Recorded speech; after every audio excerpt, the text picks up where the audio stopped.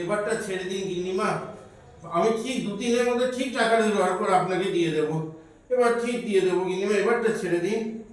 এই করে করে তো 3 মাস হয়ে গেল, টাকার তো টপ এলাম না। দিয়ে দেবো দিয়ে দেবো দিয়ে দেবো। এই তোরা ওর বাড়িতে উঠো, এই ঢুকে যাস না, কাগজপত্রগুলো যাস না, বাড়ির যাস সব না। নিয়ে আয়। ওহ, ওহ, ওহ, এবার করি এবার। কি হলো বাছা? তোর কি হলো? তুই এরকম করে আছিস? কে ও বুড়িমা, সব চলে গেল আমার। আমি টাকা দিতে পারিনি, 3000 টাকা আমার বাকি ছিল, আমি দিতে পারিনি। আমার সব জমি বাড়ি কাগজপত্র নিয়ে চলে যাচ্ছে, আমি আটকাতে পারলাম না।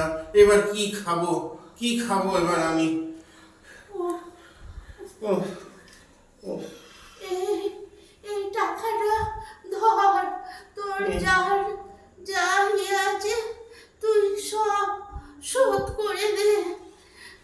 হ্যাঁ, আমি আসছি।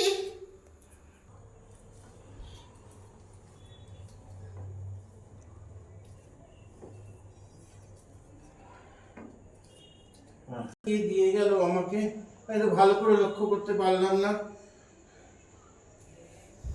নেই, আপনার টাকাটা নিন, সব টাকা শোধ হয়ে গেল, আর আর কিছু রইল না। 3 মাসে সব আছে তো? সব আছে। এই ওর বাড়ির কাগজপত্র সব দিয়ে দে। ভগবান, তুমি যুগে যুগে দুধ পাঠাচ্ছ বারে বারে দয়াহীন সংসারে।